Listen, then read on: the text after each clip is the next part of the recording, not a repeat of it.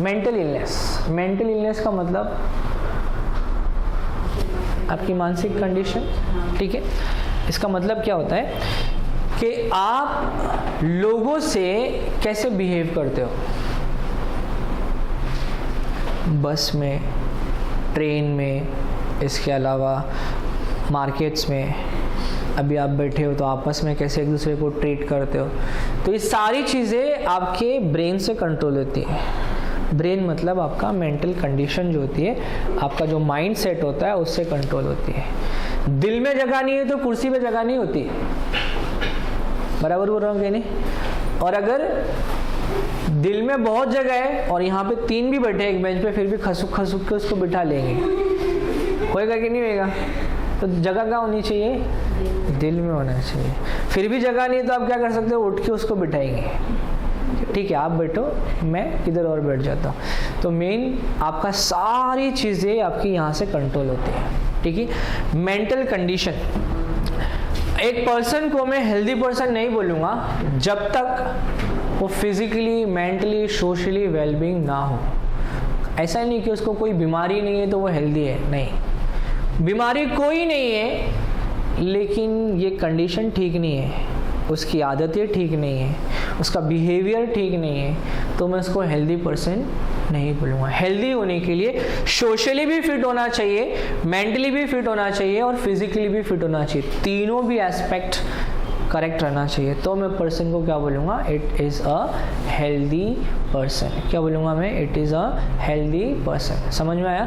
तो mental condition या mental health, it is a state of complete physical, mental and social wellbeing and not merely absence of disease. ये तो health का disease हो गया, health का डेफिनेशन हो गया, ठीक है।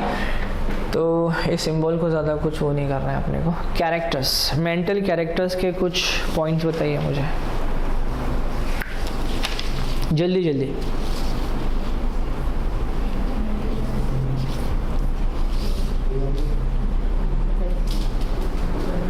क्या हो गया? बोलो। मेंटल हेल्थ के कैरेक्टर्स,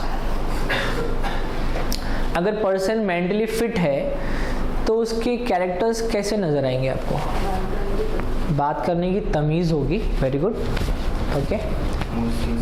हाँ, सॉरी, अच्छा, मूड स्विंग नहीं होगा, ओके, ठीक है। और बोलिए। Very good. So can I say that इसका पहला character good self control, good self control. आपने बोला रिस्पेक्ट करेंगे, अच्छे से बात करेंगे। कैन आई से हार्मनी विथ अदर्स, ठीक है। और बोलिए।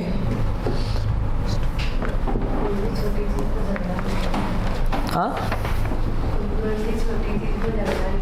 ओके, छोटी मोटी चीज़ पे झगड़ा नहीं करेंगे। जैसे कि किसी ने किसी का पानी ले लिया, अभी ले ली थी उसने, तो पानी ख़त्म कर दिया तो झगड़ा नहीं करेंगे, ये मेरा पानी क्यों पी ली करके, है ना। या फिर आप कुछ खा रहे हो, पी रहे हो, छीन के खा लिया उसने, तो छोटी मोटी चीज़ पे आप क्या करेंगे? नज़रअंदाज कर देंगे, ठीक है। तो एक पॉइंट उसके लिए भी दे देता हूँ, have control on emotions, fear, anger, then love। और दुश्मनों से निपटने के लिए भी अपने आप में ताकत होनी चाहिए, है ना। दुश्मन को देख के जो डर गया मतलब वो उधर ही मर गया, है क्या नहीं? चलो इसके बाद और बताइए कैरेक्टर्स। हाँ, एडिक्टेड नहीं रहेंगे, ओके। और can I say they are able to face problems and solve independently, है ना। अपनी प्रॉब्लम अपने आप फेस करने की उनमें हिम्मत होती है, ताकत होती है, और अपनी प्रॉब्लम का सॉल्यूशन खुद ब खुद निकालने की कैपेसिटी होती है। ठीक है, और बताइए गुड हेल्थ के कैरेक्टर्स और क्या रह सकते हैं?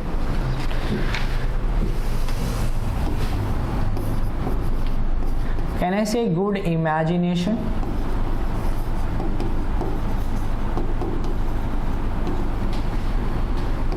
एंड क्रिएटिविटी,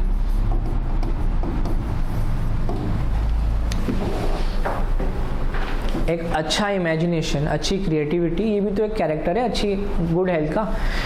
एक 5th स्टैंडर्ड के बच्चे को मैंने क्वेश्चन पूछा कि मान लो क्लासरूम के अंदर आग लगी है। मैंने क्या बोला? Just imagine that there is a fire in a class, what you will do? Without wasting a second उसने हाथ ऊपर किया और बोला सर, बोला yes sir, I will stop my imagination, there will be no fire. Correct answer, क्योंकि question मेरा क्या था? Imagine that there is a fire in a class, so उसका आंसर क्या था? I will stop my imagination, then there will be no fire. Good imagination and a good creativity is also a character of mental health. और बताइए,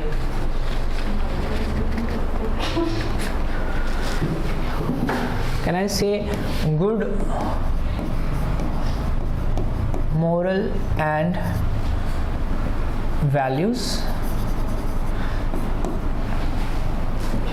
है ना? Good morals, अच्छी आदतें और कहानियों से आप सीखते हो ना, तो ये सब अपनी लाइफ में हम इम्प्लीमेंट करेंगे ताकि आपकी लाइफ पीसफुली कट जाए, मेंटल हेल्थ भी बना रहे आपका। ठीक है, आई थिंक इतने पॉइंट्स, इसमें और भी पॉइंट्स हैं मेरे पास, बट इतने पॉइंट्स ही ना है। 1 2 3 4 5 6, 2-3 पॉइंट्स पढ़ लिए तो बहुत है आपके लिए। नेक्स्ट, अब हम बात करेंगे मेंटल इलनेस की।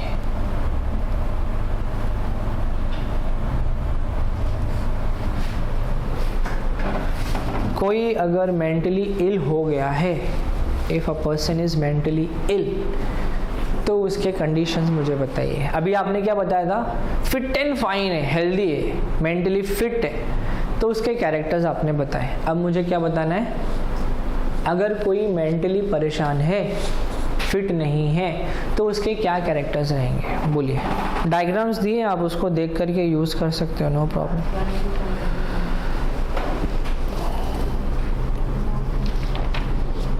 यस,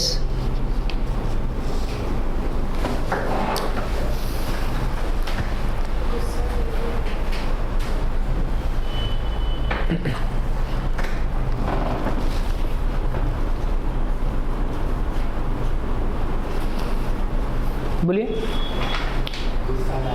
अरे यहाँ पे जो भी कुछ आपने किया था ना, ये सबके उल्टे पॉइंट्स उसमें रहेंगे ना, ठीक है? Like a person is mentally ill, तो इल होने के कैरेक्टर्स क्या रहेंगे?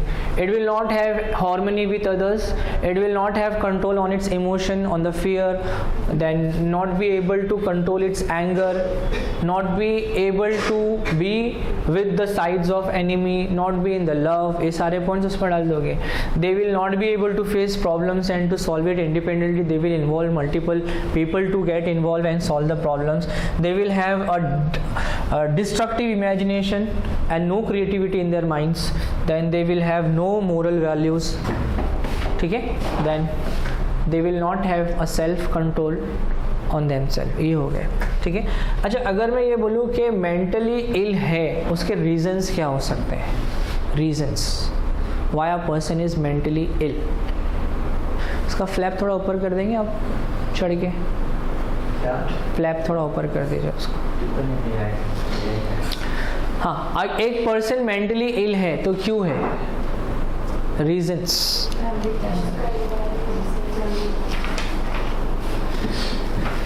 ये क्या मालूम पड़ता है? हाँ, दादाजी पागल थे, वो ऐसी हरकत किया करते थे, पिताजी भी किया करते थे, उनका बच्चा भी वही कर रहा है। इसको बोलेंगे हेरिडिटरी फैक्टर। क्या बोलेंगे, हेरिडिटरी फैक्टर, मतलब वो जीन्स टू जीन्स वो हरकत चलती चली आई है। ठीक है, एक कहानी याद आ रही है, बताता हूँ मैं। एक गांव में ना एक बुड्ढे काका थे, ठीक है, और बुड्ढे काका क्या करते थे, सुबह सवेरे से लेकर शाम तक दरवाजे के पास ही बैठे रहते थे, गेट के पास, और वहाँ से जो कोई पास होता था ना, इतनी गालियाँ देते थे, इतनी गालियाँ देते थे, मतलब उसके बाद क्या हुआ कि जो कोई वहाँ से जाता था वो समझ गया कि अभी ये बुड्ढे की गाली अपने को सुनने का है। ठीक है, और कोई कुछ करता भी नहीं था क्योंकि वो बहुत पैसे वाले थे, फिर दबदबा था उनका गांव के अंदर। ठीक है, तो बेचारा जिस किसी को उनके दरवाजे से गुजरना पड़ता था उसको गाली सुनना लाजिम है। ठीक है, उसके 4 बेटे थे। कितने? 4 बेटे। अंतिम समय से पहले उन्होंने चारों को बुलाया और बोला, बेटा मेरी तो जैसी तैसी कट गई है, ठीक है, और मैं मानता हूँ कि मुझे गांव में कोई भी अच्छा नहीं बोलता है, सबकी नज़रों में मैं क्या हूँ, बुरा हूँ।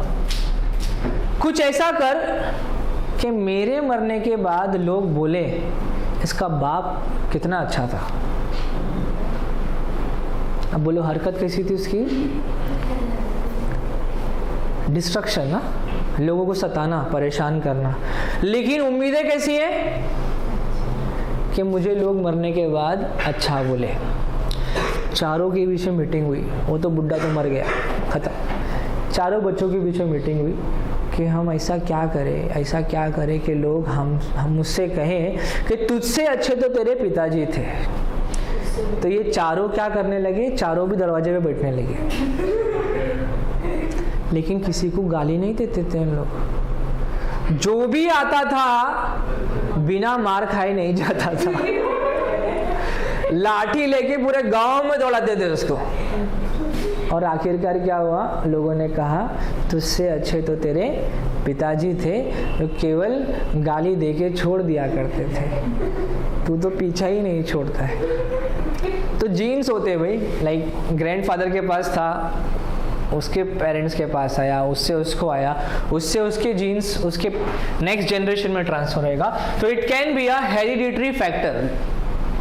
समझ में आया? परेशान करना ये एक हेरिडिटरी फैक्टर भी हो सकता है। मेंटल हेल्थ, किसी की हेल्थ प्रॉपर नहीं है, ये एक हेरिडिटरी फैक्टर भी हो सकता है। नेक्स्ट, ये वापस वही आ गया ना कुछ, हाँ, चाइल्डहुड एक्सपीरियंस लिख दूं, चाइल्डहुड एक्सपीरियंस। बच्चा जो देखता है वो ही करता है। अगर उसने अपनी लाइफ में मम्मी और डैडी को लड़ते हुए देखा तो वो कॉन्सेप्ट, वो आइडियोलॉजीज, वो इमोशंस उसके दिमाग में एक ज़ेरॉक्स की तरह फिट हो जाएंगे, और उसकी लाइफ की जितनी एक्टिविटी है ना, वो हर एक्टिविटी को उसी से रिलेट करके कुछ ना कुछ रिएक्शन देगी, चाहे वो लड़का हो या लड़की हो। माँ बाप का घर में झगड़ा करना एक बहुत बुरा एक्सपीरियंस क्रिएट कर सकता है बच्चे के लाइफ में। बच्चा बोलता कुछ नहीं है, उसके जहन में, उसके माइंड में ये सारी चीज़ें फिट हो जाती हैं, और उसी को अपना बेस एक्सपीरियंस बना करके अपनी लाइफ को बिताएगा। ठीक है, so it can be a childhood experience. बचपने में जो उसने देखा वही हरकत करने वाला है, तो वह भी एक मेंटल इलनेस का कैरेक्टर हो गया। नेक्स्ट बताइए, कितने खुशहाल हैं इन लोग, ऐसा लग रहा है सैटरडे संडे मना रहे सब घर में बैठ के, सेल्फी वेल्फी ले रहे। Can I say family atmosphere also plays an important role in mental illness.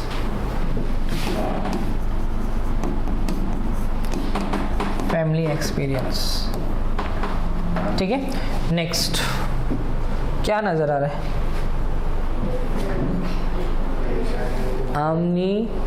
आमदनी अठन्नी, खर्चा रुपया, सोशो इकोनॉमिक फैक्टर।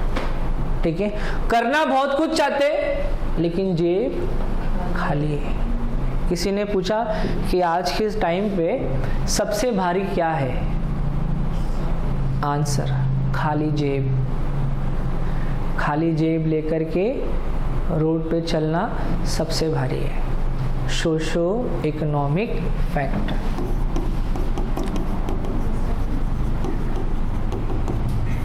खाली जेब तो मतलब हल्की होती है, लेकिन वही सबसे भारी होती है, क्योंकि एक्सपेंसेस अपने इतने हैं और पॉकेट में कुछ भी नहीं है। नेक्स्ट, इंसान का दिमाग ही चेंज हो जाता है। चेंजेस